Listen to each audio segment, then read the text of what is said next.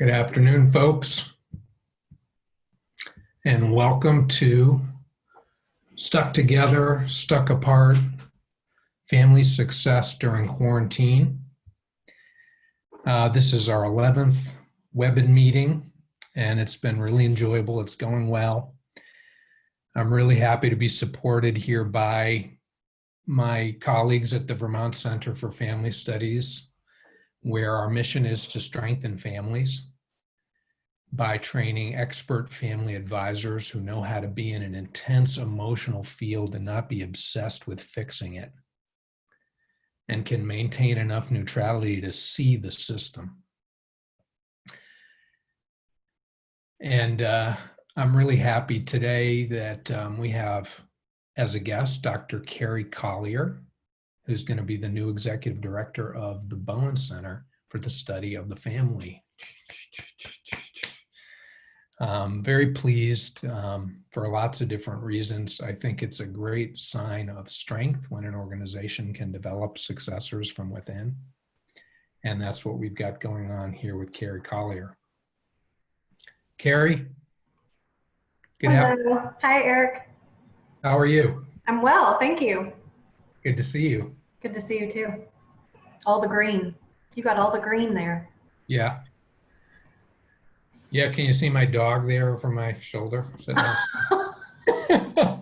He likes it out there. I can see him. I just had to kick mine out because I was afraid she might bark or something. Mm-hmm. My husband was scurrying around trying to get her here. Yeah, so it's great to have you here. Thank you. A nice turnout. Interesting. About 10 people from Vermont on this call. So a lot of people from all across the country. And just really looking forward to what we've talked about doing, just kind of talk about you and, give the network and people maybe who are even new to Bowen theory and new to the Bowen Center a chance to understand your background better and how you think about this new role in Bowen theory. So go for it. I'm psyched. So let's just start with basic background. Where are you from? Well, I was born in Tennessee, in Knoxville.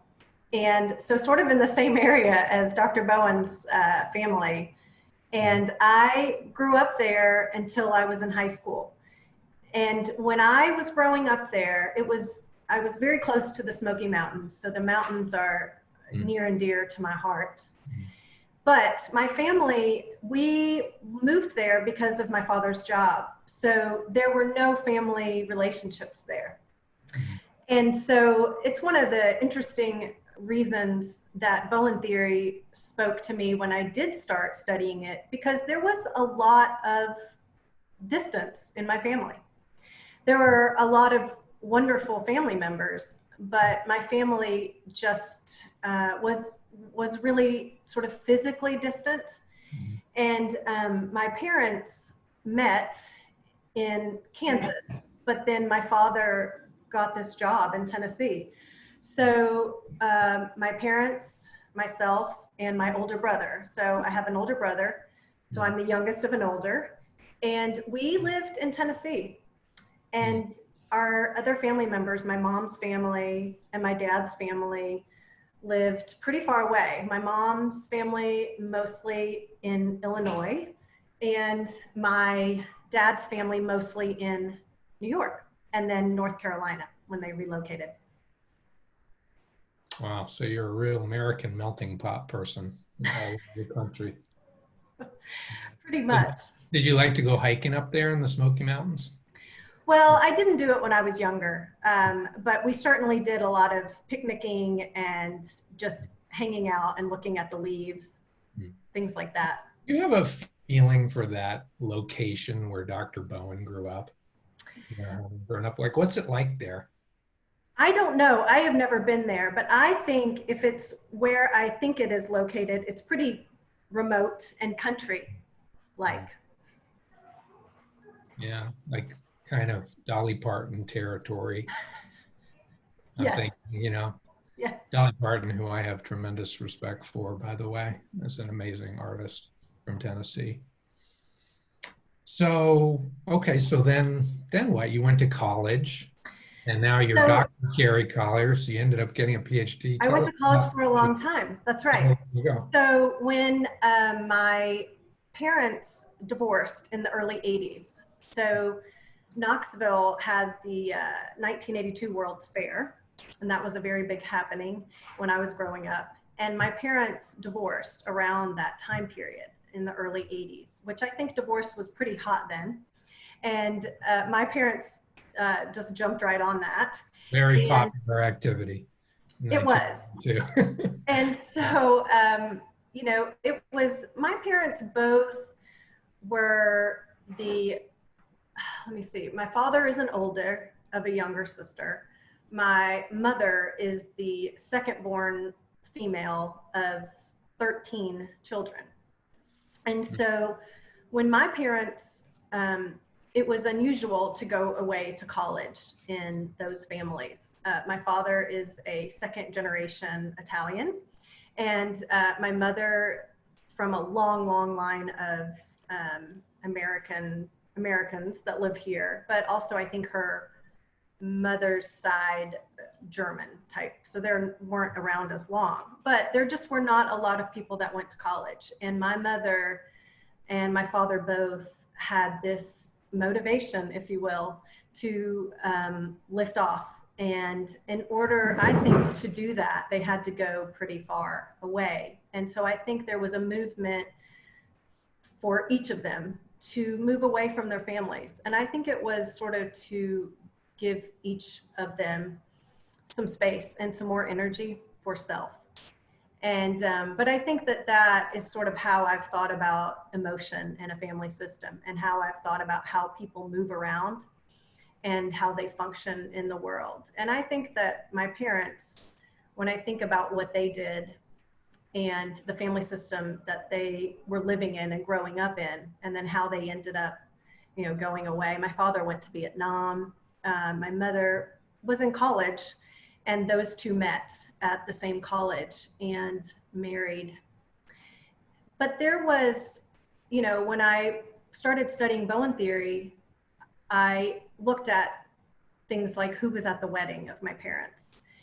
And it was obvious to me that there were people that just weren't coming around.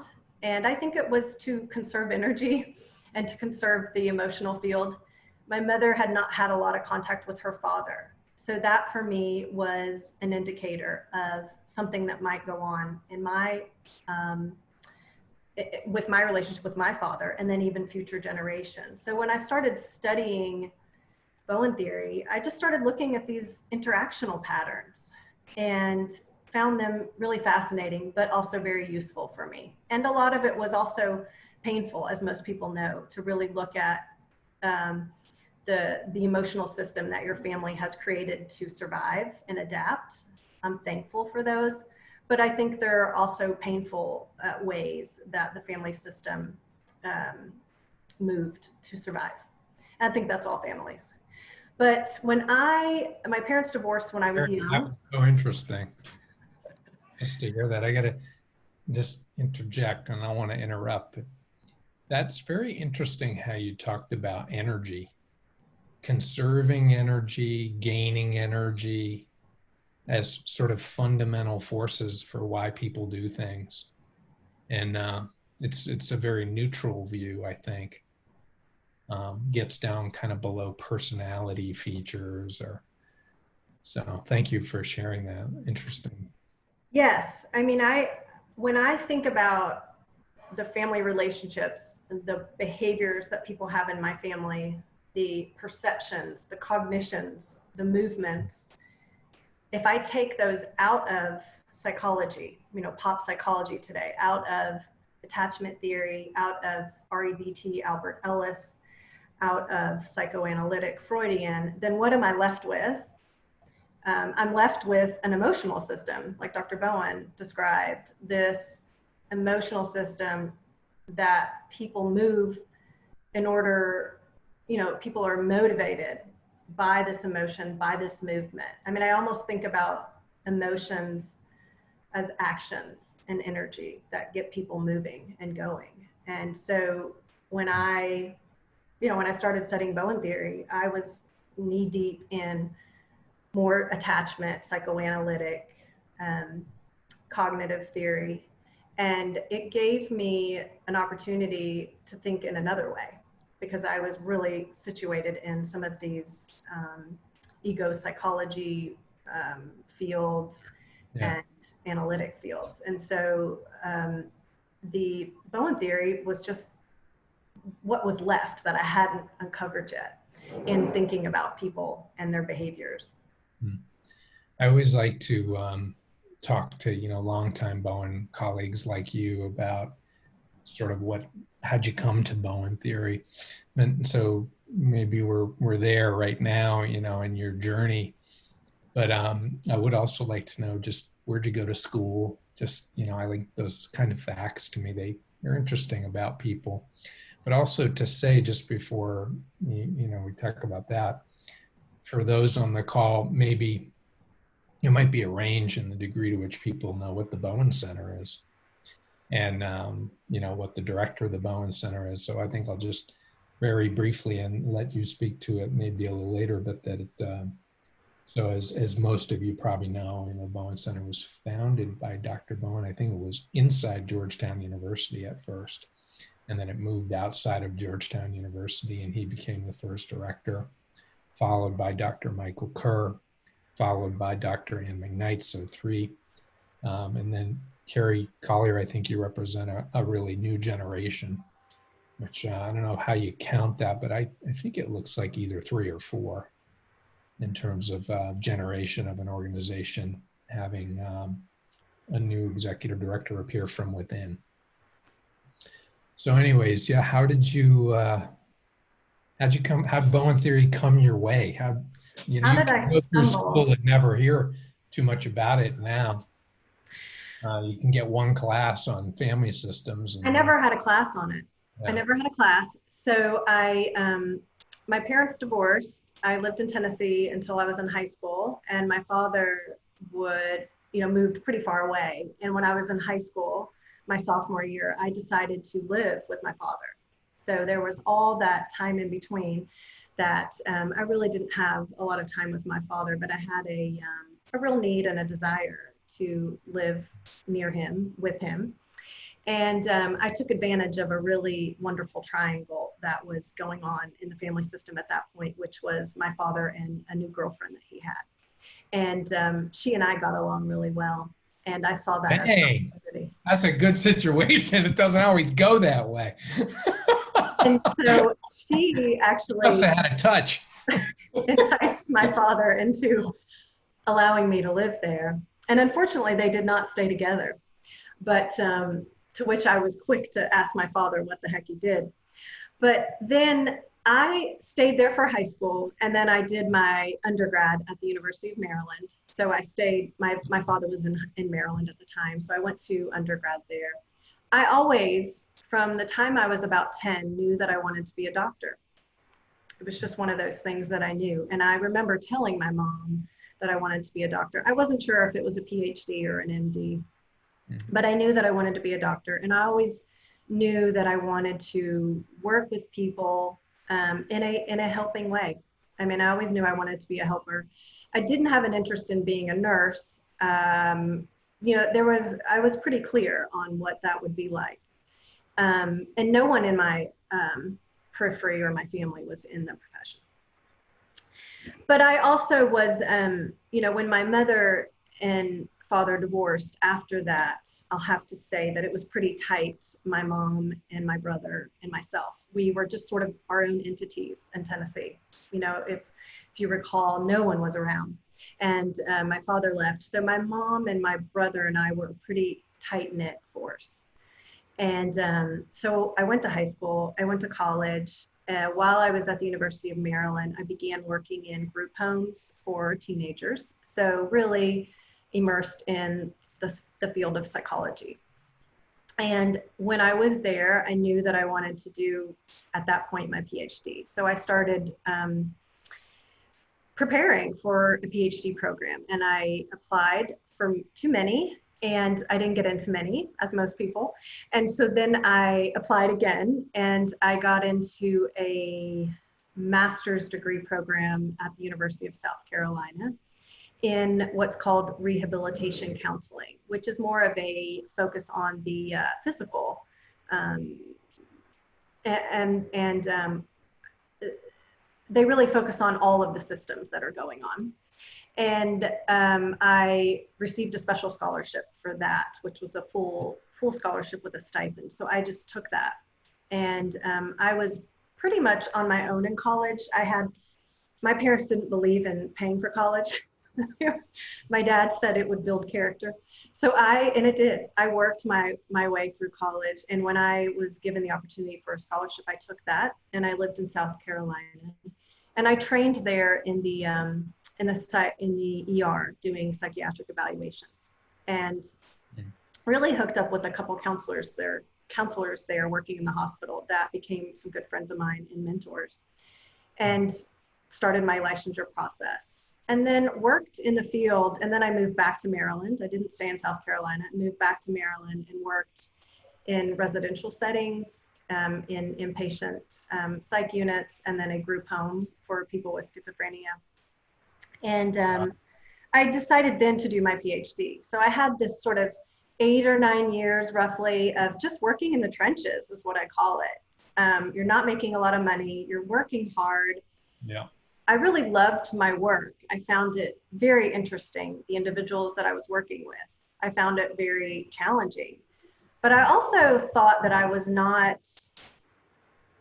wasn't doing theoretical orientation. I wasn't doing any sort of research. I was really just sort of putting together techniques that I would, come across.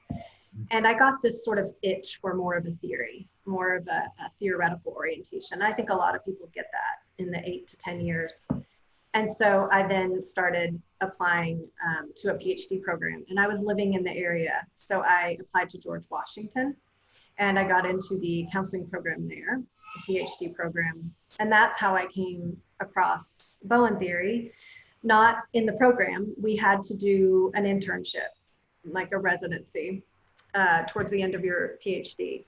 And I thought that was the last thing I wanted to do, because I had just done years.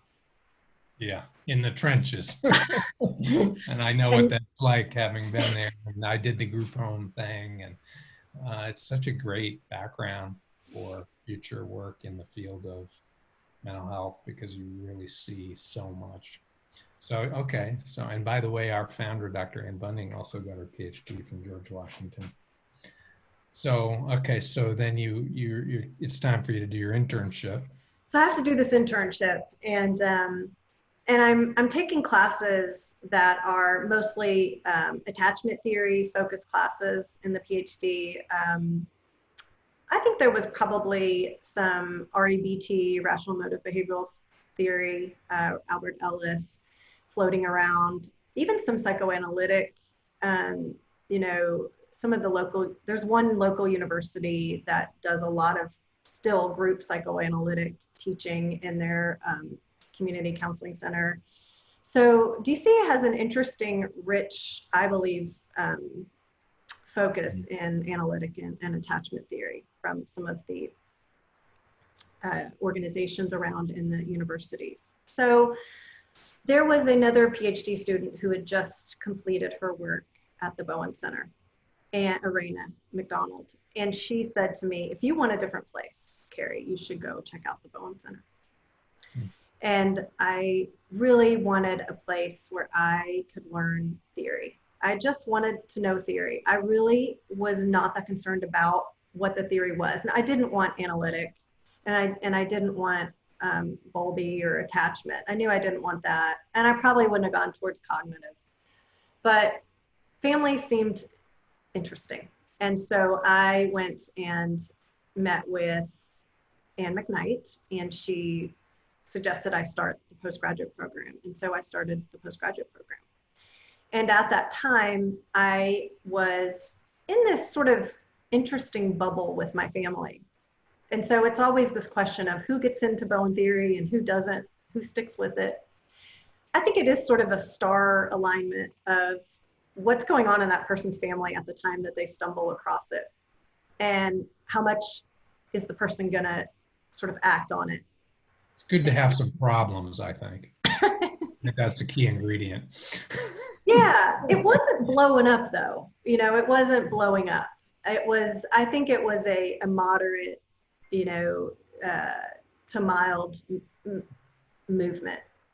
And I wouldn't even say it was a disequilibrium. I think it was an equilibrium that had been established in my family that I was bumping up against, and was sort of doing the same thing over and over, and was single at the time and was wanting to get into a partnership, a marriage, and would get sort of frustrated with that.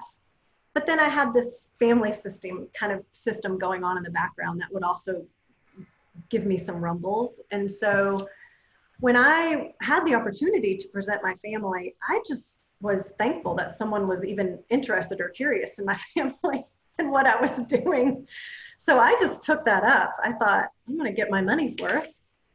And I would present my family in these triangles that I was in. I didn't know they were triangles, but this relationship that I would be in where, my mom, I would talk to my mom, and would be very in tight with my mom, and I would talk to my dad and be very tight with my dad, but my parents didn't speak. They had this long-term divorce where there was just this complete emotional cutoff. And then that would sort of, I think, reverberate in the relationship that I had with my older brother. And then my father had a second son, so a half brother. So I then had a half brother. So I'm not really, I don't think I'm a middle. I think I'm a younger sister to an older brother, but then I think I am an older sister to a younger brother who's 10 years younger than me. So there was, that position that I was sitting in as well when I started studying Bowen theory. So I was thinking about, what can I do with this relationship in my family? It was clear to me that there was something there that was pulling me back, pulling my energy away from moving on in my own life. I mean, it was just clear to me, but I didn't know what to do. But I wasn't interested in psychoanalytic therapy. Mm-hmm. That I did not think was going to help me. And so when I started thinking, when I first heard about the 4 adaptive mechanisms that families use to manage fear, threat, and anxiety in a family, as soon as I saw that Dr. Kerr was presenting there at the time, it was so clear to me, those 4 mechanisms, that I could think back on my family with, the focus of the immaturity of the parents onto the children. Very natural, it happens. The distance that my parents were sort of sitting in Tennessee from their parents and their families. And my mom, even just so easily, all these siblings she had, and not a lot of them were around. And most of them had married and even reproduced. So I had all these cousins. And although my mother would talk with these people and we would see them not even usually once a year, it was pretty distant. It was just so obvious to me, the cutoff for survival. And then the conflict in the marriage, well, there was a divorce. And then my family does a little bit of symptoms, emotional symptoms, but not a lot of the other, mostly emotional, social type symptoms that would pop up that I would see. But my family is a fairly healthy, medical-wise family. So even when Dr. Bowen broke down those 3 symptoms, emotional, social, and physical, it was clear to me that my family was really, a part of this theory that he was talking about, and I could see the constructs. And that stuff. When was that? When we were in the postgraduate?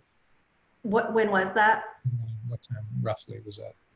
2005 or 10 or whatever? I'm sorry, when? What year? I think it was, I'm going to say this wrong, probably 5 or 6. Roughly, yeah. Yes. Okay. Yeah. So I started the postgraduate program, started working on that. Still started, still was doing the same things that I would do in my family, not aware of what I was bringing to the table and getting frustrated. And I was one of these people that would get frustrated when people wouldn't come towards me. I always had to go towards people. And that was sort of where I was sitting. So when I could notice and appreciate the mechanisms to manage anxiety in my family, the distance, um, you know, understanding what it means to be in the outside of a triangle, not taking it personal. I didn't see the fusion or the intensity between me and my parents until later, but that was there too. That sort of really getting to know your parent was definitely there. And it took a lot of work on my part in just connecting with these other family members. I mean, I think my family almost lived in this little bubble. And there were all these other people around. And I don't think anyone was complaining about us being in a bubble. But when I was able to see just the landscape of the whole family, and then even up in the generations,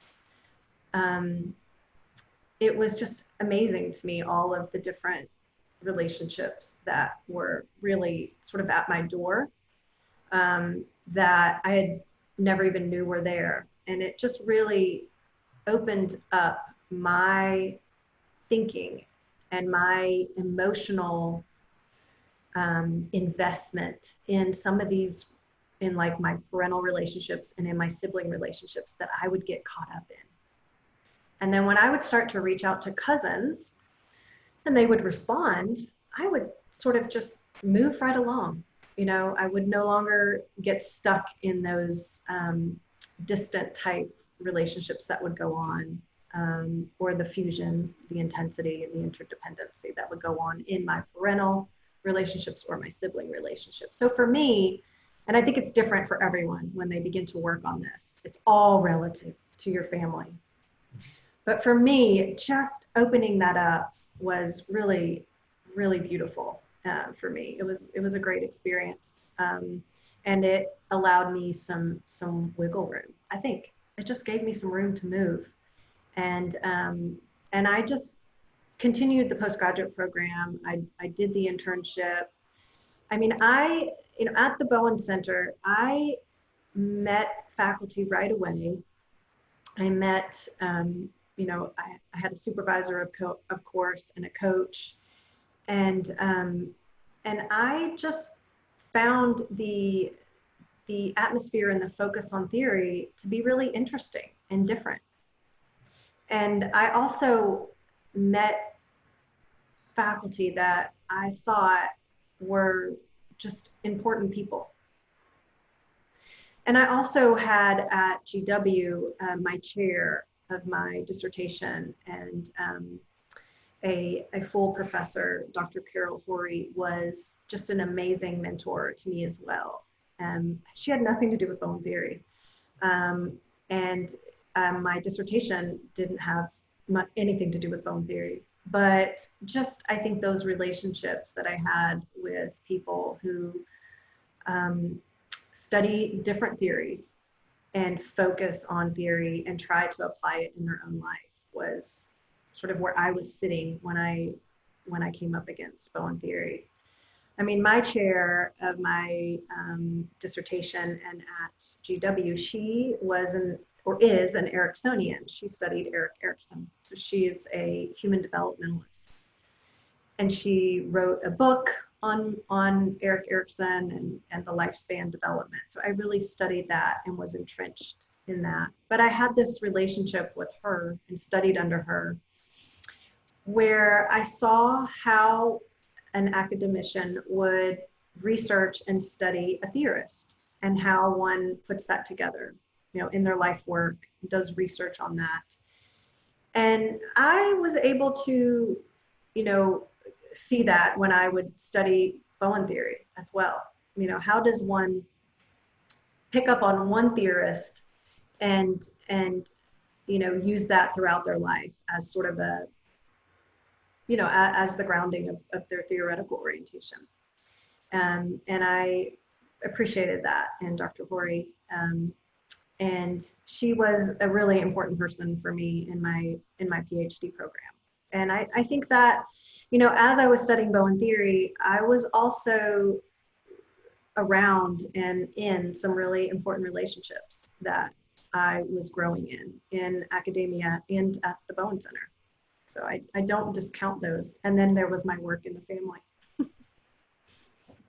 Wow, that's a very interesting story. It has an arc to it that I think, you know, it's interesting where you came out there with that powerful experience you described of that opening out that happened.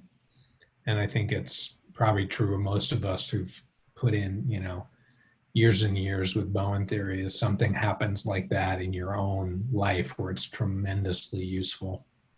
And then you just have a real feeling for that value.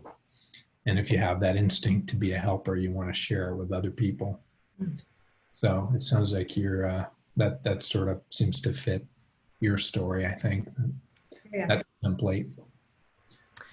Yeah. So you could become faculty at some point, and Yes. these mentorships, I guess, they enrich. And I have so many questions. It'd be interesting to hear about the mentorships. I'm aware, you know, half an hour in here, and at some point, we thought it'd be nice to kind of open it out and let people ask you questions and find out more about you. And I think it'd be easy to keep going for 2 hours along this same track. I'm always just really interested in these kinds of stories. So, but maybe we should talk a little bit before we open it out about the Bowen Center now. Mm-hmm. You go ahead. Where would you take that? Where would I start? That's what Yeah. Well, you're right. As the director, it is sort of I am stepping into the fourth director of the center. And let's see, a couple things. When Ann McKnight decided to step down, I was at a point in my life and in my family of wanting to do a little more. I was probably, I teach for George Washington University. I was invited to teach for Marymount. So I was sort of getting back into teaching and probably going to take on a little more there. And then when Dr. McKnight announced this stepping down, I really began to explore and research, is this a position, a director position would be something that, you know, would be a good fit for me? You know, what would this look like? What would it be? And I thought about it for a good 7 months, thought about it, talked with my husband, talked with important people in my life, talked with many of the faculty. It was sort of my research project, was to go around and talk to people, observe how people talked about the Bowen Center in the past, in the present, what they thought the director position was going to entail. Nobody said it was going to be easy. But just observed and listened to people and told people my own thinking about what I was, you know, the reason I would be interested in this position and what it meant to me. And really what it boiled down to was this theory has guided me in my life and also in my profession. I mean, when I started the internship there, before I did my internship, I did not want to work in the clinical field anymore. I just wanted to do research and teach. And I started applying, you know, the theory to my own family. And then I started working with people in the internship. And I just found it fascinating. And I once again wanted to work with people using this theory. So I had found sort of this way to meet with people, to coach them, to talk with them about their problems in a very different way. And it seemed to me, I could just tell it was making a difference for me as a provider and as a coach, to work on differentiation of self, work on my own anxiety, my own awareness, my own way of how I get into over under functioning positions, how, I respond in the outside of a triangle, how I respond in the inside of a triangle. I mean, all this was so That, valuable. like, it sounds like it liberated you to some degree from a process where you'd be losing energy in your clinical work. Yeah, I was And trained you to got freed up, do. more freed up from that, which I think is something it's very common. One Mhm. of the things clinical people tend to really love about Bowen theory is it can make them feel like they have a more balanced experience in that role of helper with, people coming to you with problems all the time. Yes, I was trained in Rogerian theory. I did trainings in motivational interviewing, very, very different techniques and different theoretical orientations than Bowen theory. Yeah. So why'd So you be the director of the Bowen Center? why did I what? Yeah. Why did you decide? And in the end, So I decided that why? I just decided that I wanted to stay with the theory. I wanted to stay at the center. I wanted to continue to. I was the director of the online program that was growing, and I thought it was progressing. I thought that it was opening up doors to new programs where we were seeing sort of the holes in some of the programming. It was obvious that we needed maybe a more introduction. So I just wanted to continue to provide, more ideas for programming, to stick with theory, to just stay involved and stick with it. I think that the more I talked to faculty and the more that I learned about the what I would be up against in the triangles, I was just up for it. I mean, I just thought it would be a great growth potential for me. And I also am very dedicated to still doing coaching and working on my own family, because I think that makes me a better leader. And, if I am learning about my own family relationships, and when I retreat from certain family members, when I, retreat from certain relationships, when I want to go towards certain relationships, those are all very important indicators of, for me, how I move around and within fear and threat in a system, in my own system, in my own family. I mean, I think that what Bowen was talking about in emotions is, passed on in families. So if it's not a personality, and if it's not completely cognitive, and I can't change the way I move and react to people in a cognitive way, then if it's this emotion that's passed throughout relationships, it's some sort of memory system that's going on in me that I'm not aware of unless I can see it in my behaviors and point it out and then try and interrupt it. And I can only do that if I see it in my own family. And then I can hopefully begin, that gives me the opportunity to see it in the outer relationships, like at the Bowen Center, just seeing it as a system. I think you're less afraid than you used to be because of your work. I always like to ask that question, like, just big picture, you've been involved in this for a long time. Does it lower your level of fear? Or I is am, it, I think before I didn't know the fear that I had. And Bowen Theory has given me the opportunity to see that these relationships that I would have in my family that I thought were just, close or distant relationships were really ways for me to sort of shore myself up, to not feel or sense the fear. So I think in Bowen Theory, I can see my fear reactivity more, and I recognize it more. I think before I probably never even thought I was afraid of it. you But get to see it more, but it doesn't go down. That sounds like torture. it doesn't go down, but I certainly know how to kick it faster now. Yeah. So maybe just one more, and then we can open it out and see what other people are wondering about. I want to thank you. You've taken this in an interesting direction, just to really let us know a lot about your journey with Bowen theory at a kind of deep level, and just, kind of how you think about yourself. And I just appreciate you doing that. when you think about the future, so a new director, naturally people are going to think about the future of the Bowen Center. What do you see? What I believe, I work with organizations that it's very important for organizations to balance their respect for the traditions that are the foundations of their success. And of course, we have a big emphasis on that and a power in that in the Bowen Network. Unique set of ideas. And then to also be open to change, open to evolve. This idea if you're not evolving, you're going to die. So I kind of wonder how you see that balance, or if you've got any thoughts, about that, the future, what's coming for the Bowen Center.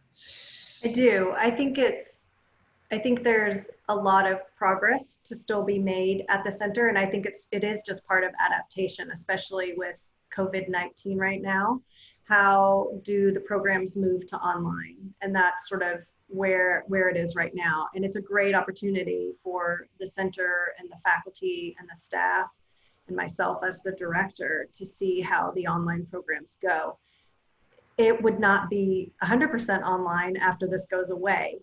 I would like to see the conferences come back to in person, but I think holding on to the hybrid, doing online and in person, because I think that there are things lost when things are done online. There are a lot of conversations that can go on that don't go on online, even when we have a guest scientist. I think the center is still focused on, and the theory of, working on differentiation of self, providing programs that promote that with the faculty studying that. I think that there's still a focus on not thinking about the movements, the behaviors, the cognitions of people in a psychological way, but thinking about it truly in more of a science way, more of a natural systems way, really sticking with that. So not going toward the pop psychology way, not making it more along these lines of a popular way to be. But I think Bowen theory today offers families still so much. I mean, I think it's an old theory, but I think today it is so relevant with this work that you're doing called Stuck Together. I mean, it's just so relevant today that all these families are stuck in their homes, and how are they interacting with one another, and how has there ever been a moment like this in time that this has happened before in families, and how did people deal with it then? And I still think the 4 adaptive mechanisms are alive and well in our families today. I mean, we can say we're very modern in all of this, but I think those mechanisms are still alive. And so I think the Bowen Center, movement for the future is still to focus on the theory, and to the people that want to come to our programs and want to do the training to be open to hearing their questions, and to be open to hearing their research and their interests, and still situating Bowen theory as, a science of behavior in a family and an emotional unit, not as a personality theory and not as an attachment theory. It is about how people relate to one another. I mean, it is about attachments, but it's also about separations and so much more. So I think just remaining a open communication system where there is an openness to hearing other people and hearing the questions, but also sticking with the theory. I could go on. I mean, that's a good question. Yeah, that's an interesting way you just put that balance between it being an open communication system that's also disciplined, and you're interesting to hear you say that about not becoming obsessed with being popular. So let's just see what some other people are thinking about. if you've got a question or a comment, there's a number of ways you could get in the queue here to talk to us. One, you could use your chat function down at the bottom of your screen to type in a question, which I'll then read and we can let Carrie take a shot at answering it. You can raise your hand. I'm having on my screen. I don't know if you can see. Okay, here, I've just fixed that. So now I can see hands. So I'll start with Paul Robinson, whose hand is up. If you go ahead and you also have a raise hand function in Zoom that you can use. So yeah, go ahead. Right now you're muted. Paul, you're muted right now, so. Okay. Yeah. Okay. I've actually got another Zoom at 4 o'clock. Some of the most wonderful times in my life as a United Methodist pastor was my years I spent with Ed Friedman. And I'd be interested in, I actually heard someone that came to some other event, and I noticed just a little bit of tension between Bowen Center and the Center for Family Process with Ed Friedman.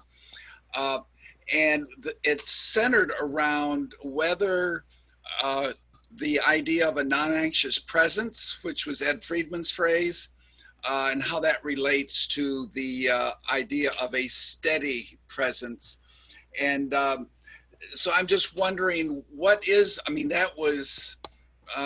that's been a number of years now since I retired and so on.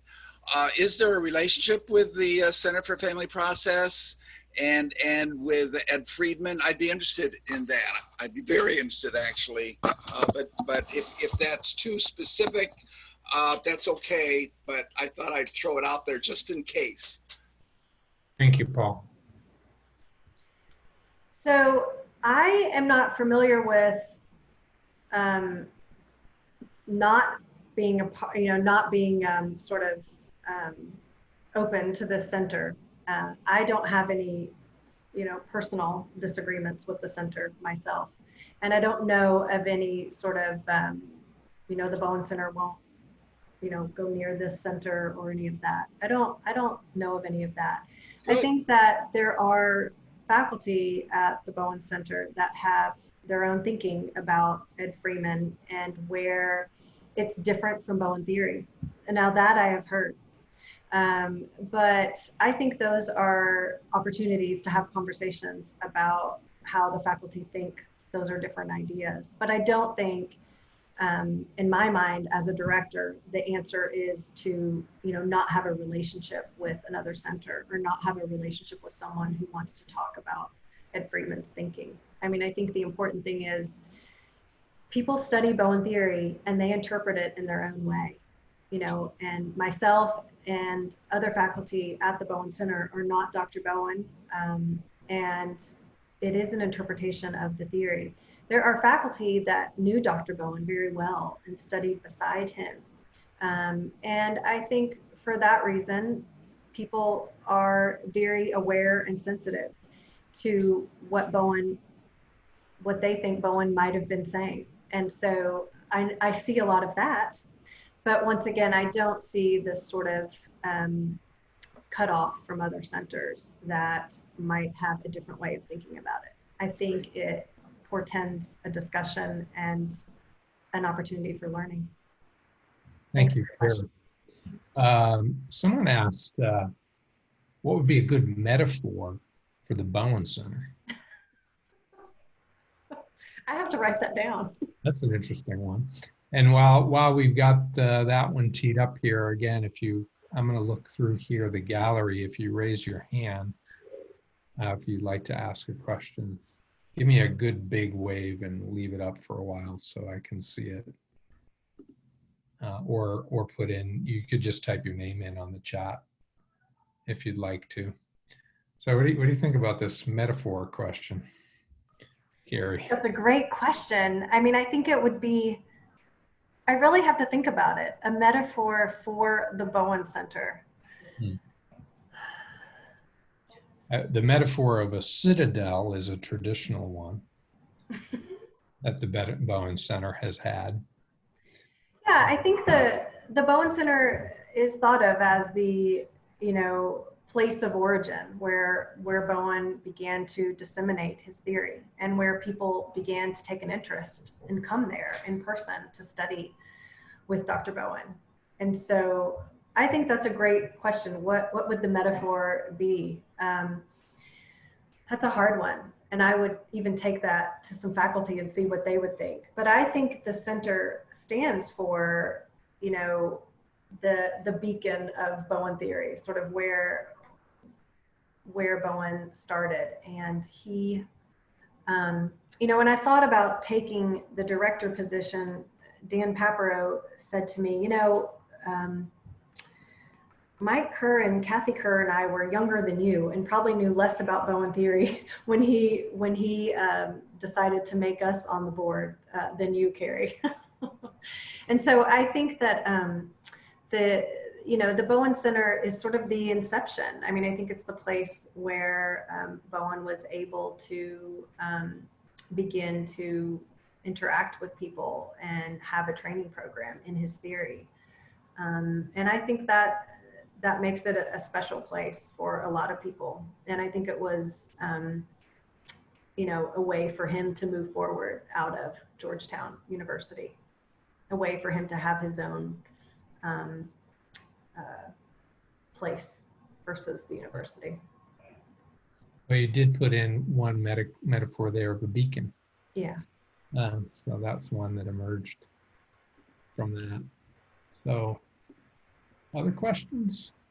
Here's one. How do you balance incorporating new ideas versus erosion of theory? Yes, it's a great one. Mm-hmm. Yeah, that erosion of theory, I think I've heard from other faculty that Bowen really got into that towards the end of his life. He would say he didn't want the theory to be eroded. And I don't know what the context was for that. But I think for me, his writing, his original book, Family Therapy and Clinical Practice, is a compilation of his writings. And I think that is imperative for people to study. And I think that should remain the main text of training programs, especially at the Bowen Center, because those are Bowen's writings. Also the tapes, which are part of the archives project, which mostly now, and at our new website for the Bowen Center, will be up for free if one comes to our website. Because of the archives project, all of that has been moved over and will be accessible for people to go to the library to see those. So I think, the balance, I don't know that it's a balance. I just think it's an integration. I mean, I think I always have to be clear of the history of the center, the history of Dr. Bowen's work and his theory and what he was up against. I mean, he was really up against psychoanalytic and really a popular way of dealing in mental health and schizophrenia. And he came up with this really new idea that made sense to a lot of people. And so I think the history is imperative, but integrating new ideas, I mean, I think you don't have a choice but to integrate to a certain degree how you interact with people and reach out to people and get the theory out there. I mean, I think if we were to just stay, as an in-person site, well, we would be totally closed down right now. So because we've moved to online and a lot of different website options and resources, then we are still using the history of it, but then also integrating the new. And I just think families still, I think the context of the theory is still applicable to families today, even though there are different types of families today. There are people doing IVF treatments. There are women marrying, doing IVF treatments, men marrying, doing, I mean, families look different, but I think it's the same mechanisms to manage the anxiety. And I think that's the new. I think embracing those families and learning about different stressors that people are up against these days, and the just what's going on in today's world, and then using the theory as a way to apply it is that bridge and that integration. So I just think making those connections constantly. There's another question in here that has to do with the Bowen Center's financial health and how you deal with the financial challenges. I think probably many people in the national network, Bowen Center is very important. And how does that, how does that look to you? But just before you answer that, Carrie, I just want to, we got 4 minutes left and right on time at 3. And I wanted to just tell you what's going on here with us. These are our upcoming planned events, one on August 13th and one on September 3rd. Coming ahead here, I've also had interaction with Mike Kerr, and he's agreed to come on in October. I'll be interacting with him. So I want to let you know just the next one happening here August 13th. These are 2 of our new faculty, Kim Ziegelman and Cami Kelton. And we're probably pivoting a little bit away from this this idea of family success during quarantine. I think, this forum, and actually you can see there lower right, the name that I have reminted it for the my plan, which is to keep going through all of 2021 with this free together, free apart, hacking family success.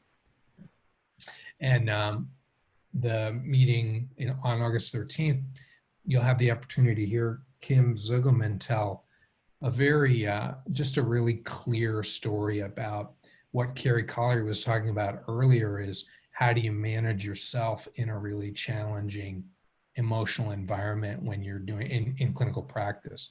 So it's an interesting version of defining oneself in clinical practice to a very challenging case that Kim will be telling.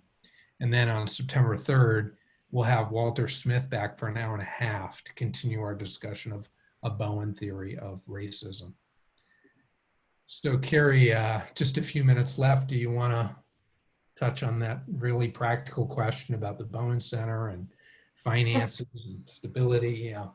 It is practical, and luckily, Ann McKnight, while she was in her tenure, did a lot of work on the budget and the finances. And we have lately had a new finance person come in who's been around the Bowen Center for a long time, and she is doing a great job. Financially, the Bowen Center is fine, is secure. And even with the closing of all of the centers, I don't know if that is what this was about, we are still fine because we have transitioned all of our programs to online, including our conferences. And I think a lot of times that has less overhead than when you're doing that. And so, so far we're great, we're good.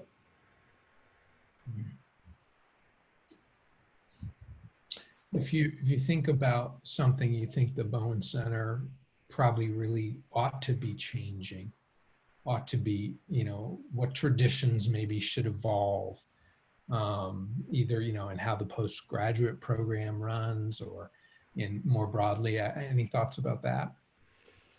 I think that, I think just changing it to online is a huge shift for the Bowen Center. Doing things online, I think, is a big shift.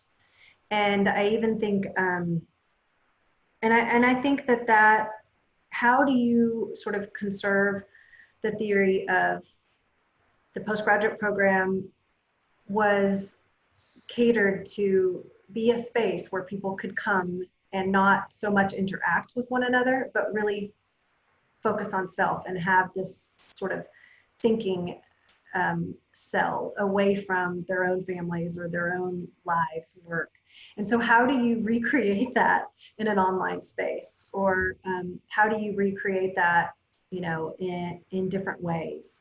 How can one communicate what that's about instead of people thinking it's a really weird place that you can't talk to other people. You know, so how do faculty and myself as the director explain what that's about and Yeah. the value of having a think space, you know, having a way to think about how, if, or experiment, is emotion really shared?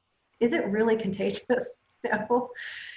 Observe that and think that and test it and see if that works. I mean, I for one was appreciative of not having a lot of the interactions when I went there, because I was in a PhD program. I was super busy, and I valued sort of going in there and focusing on my own thinking. But some people, that really throws them off, just really does. Well, Dr. Carrie Collier, we're out of time. I feel like it'd be real easy to keep going for another hour, but I do want to thank you. You've laid down a valuable resource that we have on YouTube now on our YouTube channel, just about your background. And I think we could see in the story, there's a lot of details are shared, but also how a person who's highly educated in these ideas thinks about a story like one's own family. So I think that value is there in what we've done here today. And I'm hoping I can get you back, maybe in the fall or winter, and keep on going with this. Of course. Thank you for the opportunity. And I just appreciate it for your interest. Best of luck. Thank you.